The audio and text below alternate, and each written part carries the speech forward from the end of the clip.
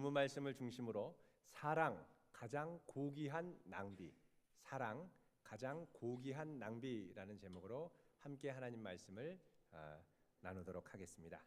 우리가 쇼핑을 하러 대형 마트에 가면 이 주차장에 이 카트가 가지런하게 잘 정돈된 것을 볼 수가 있습니다. 이렇게 가지런하게 정돈한 것은 마트의 직원이 아니라 바로 마트에서 장을 본 고객들입니다.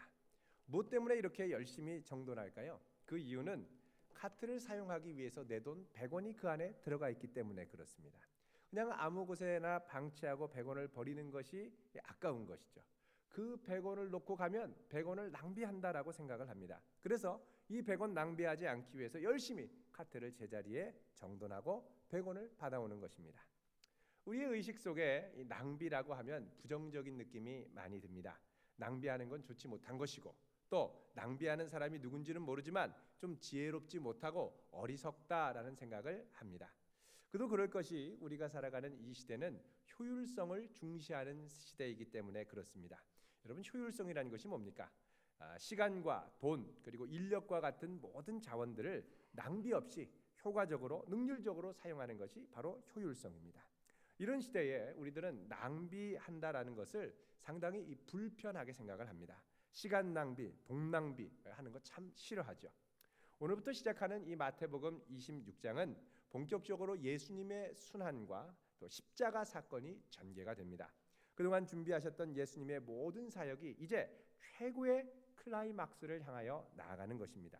사실 인간적인 생각으로 보면 이것은 매우 안타까운 일입니다. 왜요? 그동안 예수님께서 쌓아오셨던 인맥, 명성, 또 모아놓은 제자들, 또 이들이 예수님을 따라다니면서 드렸던 물질들, 헌물들, 자, 이런 것들은 예수님이 장차 이스라엘의 왕으로 등극하시는 사역에 쓰임을 받아야지, 사용되어야지, 이 모든 것들을 쌓아놓고 십자가에서 물거품처럼 죽어서 사라진다라고 생각하면 엄청난 낭비이기 때문에 그렇습니다. 열심히 사역했는데 이게 예수님의 죽음으로 마무리가 된다면 이것처럼 안타깝고 낭비 같은 느낌이 드는 것이 없습니다. 더구나 제자들은 3년의 시간을 모든 것을 다 버리고 예수님을 쫓아다녔는데 이 예수님이 십자가로 자기의 생을 마무리한다 그러면 자기의 인생은 3년 동안 허비한 것으로 생각이 들 것입니다. 오늘 말씀 1절은 이렇게 시작을 하죠. 예수께서 이 말씀을 다 마치시고 제자들에게 이르셨다. 이 말씀을 다 마치셨다라는 건 뭐냐? 24장부터 25장까지 길게 설명하셨던 종말 설교입니다. 종말에 관한 말씀이죠. 앞으로 닥칠 종말에 대해서 심각한 경고의 말씀을 쭉 하시고 나서 이제 예수님이 본격적으로 이 말씀을 하시고 십자가를 지는데 그게 뭐냐? 내가 십자가 질 거라는 것입니다. 2절 말씀 같이 읽어보겠습니다. 시작. 너희가 아는 바와 같이 이틀이 지나면 유월절이라 인자가 십자가에 못 박히기 위하여 팔리리라 하시더라. 자, 이틀 후에 유월절이 찾아오게 되는데 예수님께서 이때 십자가에 못 박히기 위하여 팔릴 것이다 라고 그럽니다. 여러분, 십자가에 내가 못 박히기 위하여 팔릴 것이다, 이거 둘 다 수동형의 표현입니다. 무력하게 나는 이제부터 누군가에 의해 끌려가는 인생이 펼쳐진다라는 거예요. 더구나 예수님께서 유월절에 죽는다라고 말씀하시는 건 뭐냐? 자신이 이제 유월절의 어린 양으로 바쳐질 것을 암시하고 있습니다. 이 유월절의 어린 양이라는 건 어떤 의미가 담겨 있느냐? 그 기원은 출애굽기에 기원합니다. 하나님께서 이집트의 포로로 잡혀 있는 이스라엘 백성들을 이제 이끌어내기로 결심을 하시죠. 그래서 모세를 보내십니다. 그래서 모세가 이집트의 바로 왕에게 가서 내 백성들을 이끌어내라고 하나님이 말씀하셨습니다. 보내주십시오. 그러니까 바로가 코웃음을 치면서 웃기지 말아라 거부하죠. 그러자 하나님이 본격적으로 재앙을 보내십니다. 맨 처음에 나일강, 이집트의 나일강에 피로 전부 다 변하게 돼서 피바다가 되는 거예요. 깜짝 놀랍니다. 자, 이제 보내주십시오. 바로가 더 완강하게 못 보낸다. 그러자 이번에는 사방의 개구리가 온 사방에 난리가 납니다. 개구리 떼가 와가지고 애굽을 덮치는데 사람이 살 수 없을 정도로, 밤에 잘 수 없을 정도로 이 개구리 떼가 들끓게 되는 거죠. 그 다음에 이가 들어와서 모든 사람들에게 질병을 옮기고 가렵게 합니다. 파리떼가 막 들끓습니다. 메뚜기 떼가 덮치고 온 이집트에 독종이 퍼지고 하늘에서 우박이 내리고 여러 이 기적적인 재앙을 통해서 이집트는 하나님이 그냥 관념적인 하나님이 아니라 살아계신 하나님이라는 걸 경험합니다. 그래도 바로 왕은 안 보내는 거예요. 그러자 하나님이 안 되겠다. 내가 마지막 경고하는데 이번 경고도 듣지 않으면 이집트에 재앙을 내려서 죽음의 천사를 보내서 여기에 있는 모든 백성들이 가정에 있는 첫 아들, 첫 새끼들을 모두 애굽에 있는 첫 수생은 전부 다 죽게 할 거다라고 경고를 하십니다. 그러자 바로가 거부하죠. 그러자 죽음의 천사가 이 애굽에 덮쳐서 이집트의 모든 장자들을 죽입니다. 그런데 하나님께서 모세에게 뭐라고 그랬느냐? 너희들이 죽음의 천사가 지나갈 때 어린 양을 잡아서 양의 피를 너희 집의 문설주에 바르면 죽음의 천사가 그 문설주를 보고 피의 값이 치러진 것으로 알고 그 담을 뛰어넘을 것이다. 담을 뛰어넘는다 그래서 유월이라고 그러죠. 담을 뛰어넘을 것이다. 그러니까 어린 양을 잡아서 피를 발라라. 그래서 모든 애굽에 살던 노예로 살던 이집트의 백성들이 이 벽에다가 양을 잡아서 피를 바릅니다. 밤에 죽음의 천사가 지나가는데 애굽 땅에서는 자기 아들이 죽은 걸 알고 통곡하고 난리가 나는데 죽음의 천사가 그 지역을 쫙 지나가면서 온 문설주에 피가 발린 것을 보고 그냥 넘어갑니다. 피해값이 치러져서 넘어간 거예요. 자, 유월절의 어린 양이라는 건 뭐냐? 이스라엘의 생명을 살리기 위해서 대신 희생된 양이라는 거예요. 그래서 그 이후에 이제 이스라엘 백성들은 하나님께 제사를 드리면서 어떻게 되느냐? 유월절 제사를 드리면서 어린 양에게 자신의 죄를 전가하고 우리의 죄를 대신해서 희생을 치르는 양으로 삼았습니다. 어린 양이 대속의 제물이 된 거죠. 자, 이렇게 볼 때 예수님께서 자신이 유월절의 어린 양으로 십자가를 지신다라고 암시하는 건 뭐냐? 예수님께서 십자가를 통해 모든 인류의 죄를 지고 대신 죽을 것을 상징적으로 보여주는 것입니다. 자, 이 말씀, 여태까지 3년간 죽겠다고 따라다녔는데 갑자기 유월절 양으로 죽는다 그러니까 얼마나 당황스럽습니까? 그런데 마태복음을 자세히 살펴보면 이 말씀은 절대 갑작스러운 말씀이 아닙니다. 쭉 읽어보면 예수님은 처음부터 십자가를 지기 위해서 오셨고 또 사역 가운데 무슨 일을 하시든지 이 십자가를 염두에 두셨습니다. 예수님의 관심은 항상 이 십자가에 있었습니다. 오늘 본문 말씀에 예수님께서 제자들에게 하는 이 십자가의 예고는 처음이 아닙니다. 이미 3번이나 이전에 하셨습니다. 처음 예고하신 게 어디냐? 마태복음 16장 21절입니다. 우리 한번 찾아보도록 하겠습니다. 마태복음 16장 21절.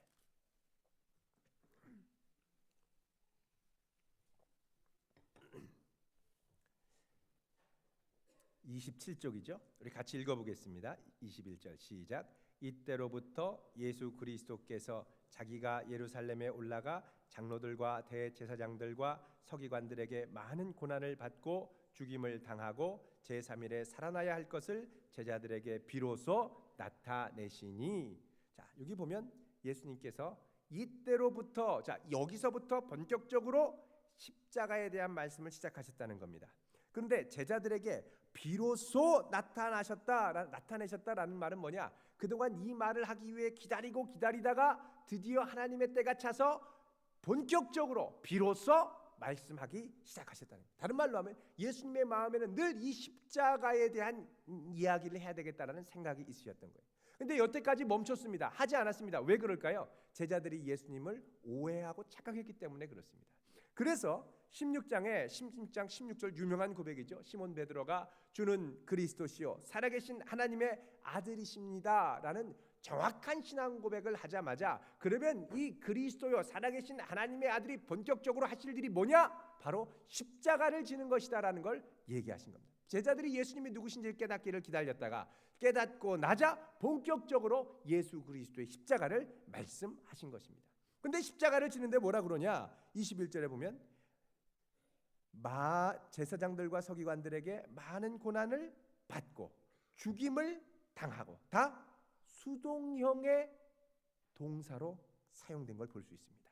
이제는 무력하게 끌려간다는 거예요. 여태까지는 예수님이 주도적으로 자신의 삶을 계획하면서 나갔다면 이제는 무력하게 끌려가는 무저항으로 그냥 연약한 인간으로 자기의 삶을 계획할 수 없는 그런 인생으로 살아가야 된다는 것입니다. 자, 이 얘기를 듣고 베드로가 22절에 뭐라 그러냐? 예수를 붙들고 뭐라 그럽니까? 항변하여. 이 항변한다라는 말은 영어 성경으로는 리뷰크라 이 단어로 번역이 됐습니다. 질책하다, 책망하다. 그런데 이 헬라어 원어를 보면 에피티마오라고 하는 단어를 사용했는데, 이 에피티마오는 예수님이 언제 사용하는 단어냐? 폭풍과 바람, 파도를 꾸짖을 때 에피티마오를 씁니다. 또 언제 쓰냐? 귀신이 발악을 할 때, 예수의 이름으로 꾸짖을 때, 귀신을 꾸짖을 때 리뷰크, 에피티마오란 단어를 씁니다. 다른 말로 하면 예수님의 권위로 강력하게 꾸짖을 때 쓰는 단어가 이 항변한다, 에피티마오인데, 이 단어를 베드로가 예수님을 향하여 쓰는 거예요. 베드로가 예수님을 향하여 강력하게 꾸짖는 거예요. 무슨 말입니까? 예수님, 지금 무슨 말씀하시는 겁니까? 십자가 낭비입니다. 십자가 헛된 인생입니다. 그러면 안 됩니다. 라고 강력하게 항의하는 겁니다. 왜 이렇게 강력하게 항의하느냐? 예수님이 헛되게 죽으면 자기들의 인생도 헛되게 끝나기 때문에 그렇습니다. 예수님이 따라다니면서 한 자리 차지하려고 그랬는데 이 아니라는 거예요. 이제 예수님은 이런 충격적인 말씀을 하시고, 이제 때가 될 때마다, 기회가 있을 때마다 제자들에게 십자가를 상기시켜 주십니다. 다음 바로 17장 22절 23절에도 보면 예수님이 또 얘기하시죠. 갈릴리에 모일 때에 예수께서 제자들에게 이르시되 인자가 장차 사람들의 손에 넘겨져 죽임을 당하고 제3일에 살아나리라 하시니 제자들이 매우 근심하더라. 자, 여기도 보면 예수님의 인생이 여태까지 주도적인 인생이었다가 사람들의 손에 넘겨지고 죽임을 당하고 수동형의 끌림의 인생, 내 주도적이 아닌 누군가에 이끌리는 수동적이고 무력한 삶으로 넘겨져서 죽을 것이다 라고 말씀합니다. 그러니까 이 말씀을 듣고 제자들은 어떻게 해요? 매우 근심했다. 왜 근심할까요? 설마 했는데 갈수록 내가 여태까지 예수님에게 투자한 인생이 이게 낭비가 될 것 같은 거예요. 그러니까 또 근심하는 거예요. 그러자 예수님이 조금 있다가 또 얘기합니다. 20장으로 가보겠습니다. 20장 18절 19절 같이 읽어보겠습니다. 시작.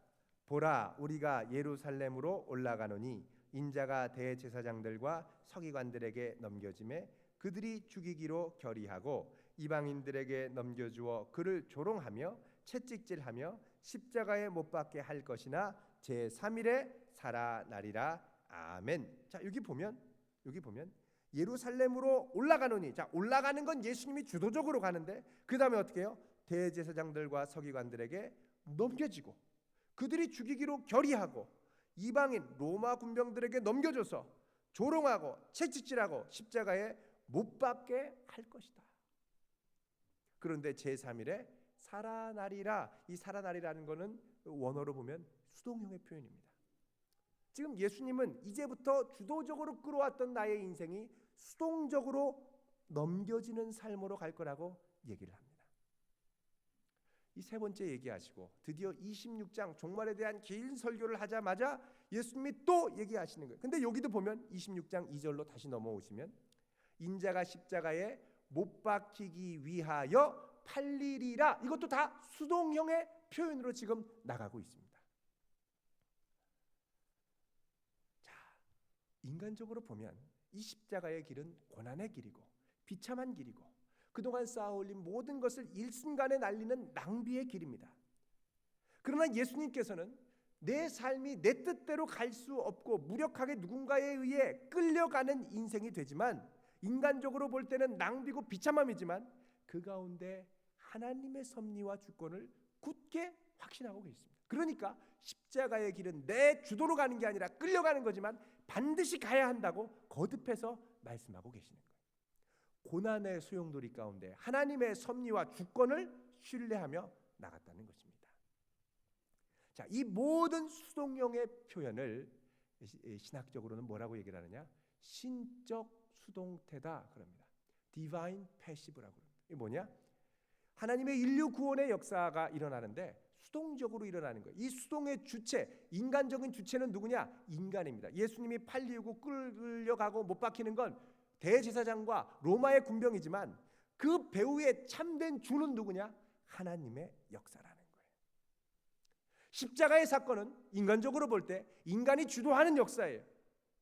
그런데 그 배후를 보면 인간이 주도하는 것 같은데, 그래서 나는 꼼짝없이 당하는 것 같은데, 그 배후에 알고 보니까 하나님의 숨은 놀라운 역사와 권능이 드러나는 사건이 된다는 겁니다. 그게 어떻게 나타나느냐? 오늘 말씀 3절 보십시오. 자, 예수님이 이렇게 선언을 할 때 대제사장들과 백성의 장로들이 가야바라고 하는 대제사장의 집에 함께 모여서 예수님을 흉계로, 간악한 계계로 잡아 죽이려고 의논하는데 뭐라 그러냐? 5절에 보면 말하기를 밀란이 날까 하니 명절에는 하지 말자고 결의를 합니다. 여러분, 민중들의 봉기, 밀란이죠. 이것이 명절에 일어나면 큰일 나니까 하지 말자고 그런 겁니다. 당시 대제사장이었던 가야바는 로마 제국, 대제사장은 로마 제국이 공인해야 대제사장을 계속 유지할 수 있었습니다. 대제사장직을. 왜냐하면 당시에 이스라엘도 로마의 식민지였기 때문에 로마가 공인한 왕, 로마가 공인한 대제사장을 통하여 이스라엘의 정치와 경제와 종교가 운영이 될 수 있었던 것입니다. 다른 말로 하면 대제사장이 로마의 심기를 불편하게 하면 잘릴 수 있는 거예요. 그런데 역사의 기록에 따르면 여기 오늘 이 본문 3절에 나오는 가야바라고 하는 대제사장은 유대 역사 중에 제일 오랫동안 대제사장직에 있었던 사람입니다. 무려 18년간을 로마가 공인한 대제사장으로 활동했습니다. 다른 말로 하면 아주 정치적이고 로마의 비위를 잘 맞출 수 있었던 대제사장이라는 거예요.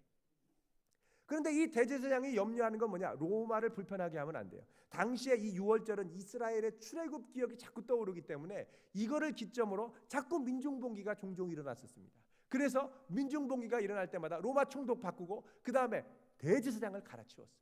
그러니까 대제사장은 이것 때문에 아주 민감한 거죠. 그래서 저 예수는 반드시 죽여야 되는데 언제 죽이지 말자? 유월절에는 죽이지 말자. 왜? 유월절에는 전국에서 이스라엘 백성들이 몰려와서 유월절 양을 잡고 하나님께 제사를 지내는데 많게는 30만에서 더 많게는 100만 이상의 사람들이 몰려들었습니다. 이 예루살렘 성에 꽉 찼어요. 이때 출애굽을 향한 기원 염원으로 이 유월절의 기억을 떠오르면서 하나님 애굽에게 내렸던 재앙을 로마에 내려주시고 우리를 구원해 주십시오. 막 이렇게 기도했었거든요. 근데 이게 한번 정치적인 액션으로 딱 폭발을 하면 걷잡을 수 없이 이 반란에 휩싸이게 되는 겁니다. 그래서 절대 그렇게 하지 말자는 대제사장이 결의를 한 거죠. 그런데 인간이 예수님을 잡고 유월절을 피해서 잡기로 결정했지만 이 하나님의 주권적인 역사를 이루어가는 건 하나님이지 인간이 아니라는 거예요. 자, 예수님은 유월절 양으로 돌아가셔야만 모든 인류의 죄를 지고 돌아가시는 것이 됩니다. 근데 이 역사가 누구에 의해서 성취되느냐? 가룟 유다에 의해서 성취되는 거예요.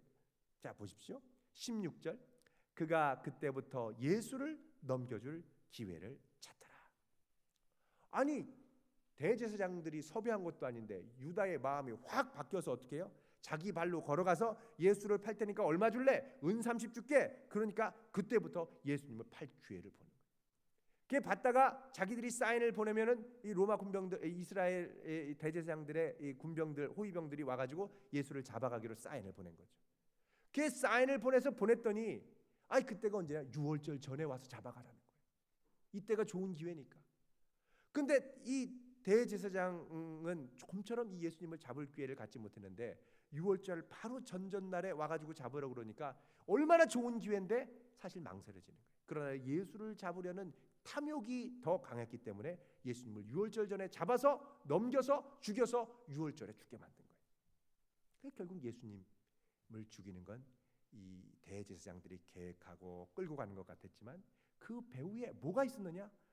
신비롭게 이들의 손을 통해서조차도 하나님의 구원 역사를 이루는 하나님의 놀라운 섭리와 주권이 있었다는 것입니다.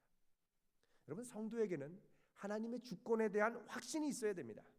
하나님은 때로 우리가 무력하고 아무것도 할 수 없고 누군가에 의해서 끌려가기만 하는 상황, 무력하게 사람의 도움을 기다릴 수밖에 없는 상황에 있을 때조차라도 우리를 주관하고 인도하시는 줄로 믿습니다. 근데 우리는요, 이 수동적이고 무력한 상황 가운데 처하는 걸 못 견뎌야 합니다. 인생이 내 뜻대로 펼쳐지지 않을 때 우리는 인생을 낭비한다고 생각합니다. 그래서 이런 상황에 있는 걸 너무너무 괴로워해요. 우리가 하나님의 역사에 쓰임받지 못하는 이유가 뭡니까? 주의 인도하심을 때때로 놓치는 이유가 뭡니까? 하나님 앞에 나아가는 게 낭비고, 이렇게 무력하게 가만히 있는 것이 낭비고 실패라는 생각을 하기 때문에 그렇습니다. 하나님 앞에 나아가는 시간이 아깝게 느껴집니다. 그분 앞에 드리는 물질이 아깝게 느껴집니다. 그분 앞에 드리는 헌신이 아깝게 느껴집니다. 그래서 하나님을 위하여 이런저런 이유로 내 것을 하나님을 위해 낭비하기를 멈추기 시작해요. 그리고 멈춘 것을 교묘하게 합리화하기 시작합니다. 어쩔 수 없어, 이러니까 할 수 없지, 뭐 다른 사람도 그러는데 편한 게 좋지, 자꾸 합리화하기 시작하는 거예요. 그런데 아주 신비로운 역사는 뭐냐? 우리가 하나님을 위하여 우리의 것을 낭비하는 것을 포기하기 시작할 때, 낭비하는 걸, 쏟아붓는 것을 멈추기 시작할 때 우리 인생에 은혜가 메마르기 시작한다는 겁니다. 막 쏟아붓는 게 힘들어도 너무 감사하고 좋았는데, 이제 막 쏟아붓는 게 힘들고 지치고 이게 하지 말아야지 인색해지기 시작할 때부터 내 마음이 굳어지고 식어지기 시작해요.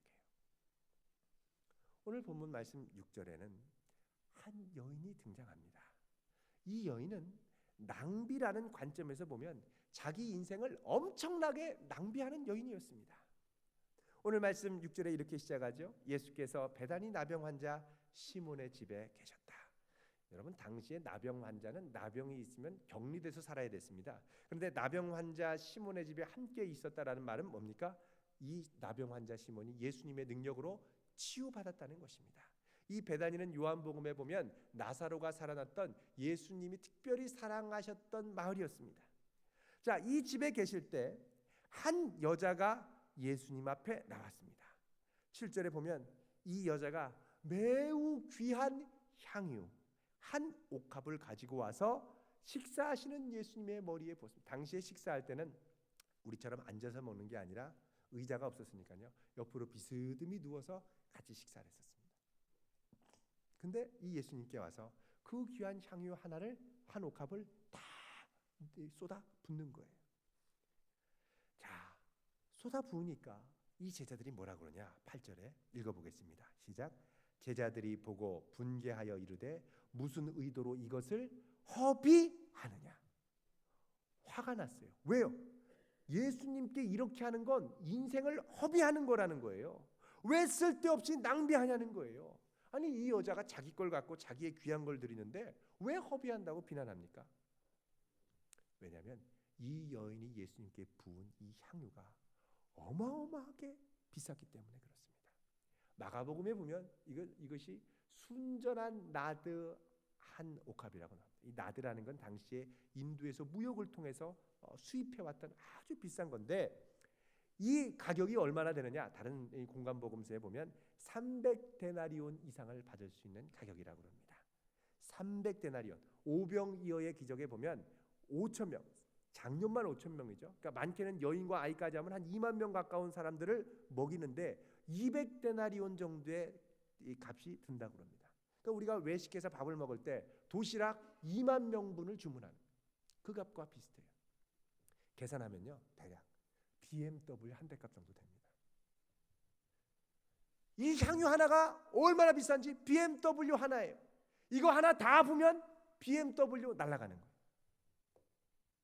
제자들이 이거 보니까 눈이 뒤집히죠. 저 BMW를 다 부어? 저거 갖고 그거 팔아가지고서 좀 예수님 편하게 좀 계시게도 하고 가난한 사람도 나눠주고 좋은 일에 써야지. 그걸 왜 분냐? 아이고 미치겠네. 충청도 사람들 말로. 이렇게 된다는 거예요. 여러분, 당시 향유는 붓는 게 아니라 우리 향수 바를 때 그렇잖아요. 이렇게 해서 살짝 이렇게 찍었습니다. 칙칙 뿌리는 게 없기 때문에 향유는 이렇게 살짝 찍는 거예요. 신부 지창금, 이 예물, 혼수 예물로 최고의 이 예물이 바로 이 향유였습니다. 아주 이 냄새가 좋았죠. 탁해서 당시에는요, 지금처럼 위생 상태가 안 좋았습니다. 또 팔레스타인은 건조하고 그래서 뭐 며칠씩 안 닦아도 표도 안 났어요. 눈곱만 띄면 됐어요. 이렇게 탁탁 찍으면 야, 너무 향기로운 냄새가 나는 거예요. 향수를 찍어야지. 왜 부어요? 다 날아가게. 두고두고 뒀다가 조금씩 발라야 되잖아요. 그런데 콸콸콸 붓는 거예요. 자, 제자들이 막 분개하면서 막 비난을 할 때 예수님은 이 행동에 대해서 뭐라고 말씀하셨을까요? 10절입니다. 같이 읽어보겠습니다. 시작. 예수께서 아시고 그들에게 이르시되 너희가 어찌하여 이 여자를 괴롭게 하느냐? 그가 내게 좋은 일을 하였느니라. 이 여자를 정죄하지 말라는 거예요. 이렇게 낭비하고 쏟아 부었지만 그 여자가 내게 한 일은 좋은 일을 한 거라는 거예요. 단순히 좋은 일이 아니라 12절에 보면 예수님이 뭐라 그러냐? 이 여자가 내 몸에 이 향유를 부은 것은 내 장례를 위하여 함이라는 거예요. 자기도 몰랐는데 하고 나서 보니까 예수님의 십자가의 앞길을 예비하는 귀한 일에 쓰임받게 됐다는 거예요. 이건 계산으로 나올 수 있는 게 아닙니다. 쏟아 부어야 경험하는 하나님의 뜻의 성취입니다. 그리고선 예수님이 뭐라 그럽니까? 13절에 온 천하에 어디서든지 이 복음이 전파되는 곳에서는 이 여자가 행한 일도 말하여 그를 기억하라고 말씀하십니다. 앞으로 복음이 전파되는 이곳에 이 여자가 했던 일도 기억하라는 거예요. 와, 십자가를 지시는 예수님의 마음에 이 여인의 행위가 깊이 각인된 겁니다. 뭐 때문에 이러실까요? 아니, 이렇게 묻는 게 더 좋을 것 같습니다. 예수님이 이 여인의 낭비를 보고 앞으로 이 여인의 낭비를 영원히 기억하라고 하신 이유가 뭘까요? 우리는 낭비를 싫어하잖아요. 효율성을 좋아하잖아요. 근데 이렇게 콸콸 쏟아붓는 낭비를 왜 예수님의 복음이 전파되는 곳에서 계속해서 말하라고 하셨을까요? 그 이유는 이 여인의 낭비가 바로 예수님의 낭비를 예언적이고도 상징적으로 보여주기 때문에 그렇습니다. 십자가가 뭡니까? 우리 편에서는 감사와 감격이지만 하나님의 편에서는 낭비입니다. 죄 많은, 연약하고 구원해줘도 또 범죄하고 또 실수하고 또 넘어지는 연약한 가치 없는 인생을 향한 하나님의 가장 큰 낭비가 바로 십자가입니다. 자기의 하나뿐인 아들을 이 아무것도 모르는 인생들을 향하여 쏟아부어 주셨는데 이 낭비의 가치도 모르고 분노하는 것이 바로 인간들이에요. 예수님이 자신의 피와 물을 다 쏟아부어 주셨습니다. 그런데 제자들은 여전히 무슨 같은 생각합니까? 예수님 통해서 성공할 생각만 하고 있어요. 예수님은 아무것도 계산하지 않았습니다. 이들을 죽기까지 사랑하셨기 때문에 십자가라는 낭비를 우리를 위하여 기꺼이 하실 수 있었던 것입니다. 이 여인이 누구냐? 신학적으로는 논란의 여지가 있습니다만 누가복음 7장 이하에 보면 이 여인을 죄인으로 소개합니다. 이 여인은 자기가 죄인임을 알았어요. 나 같은 죄인 살리신 주님의 은혜가 너무나도 고맙고 감격스러워서 주님을 너무너무 사랑해서 무언가를 해야 되겠는데 어떻게 해야 될지는 모르고 그저 내가 갖고 있는 가장 귀한 걸 가져와서 그냥 다 낭비하는 거예요. 쏟아 부은 거예요. 여러분, 주님을 사랑하며 쏟아 부을 때는 염려와 근심이 들어설 여지가 없습니다. 이 여인이 이 향수 다 쏟아 부으면 나 거지 되는데 어떻게 할까? 염려하지 않았습니다. 앞뒤 재지 않았어요.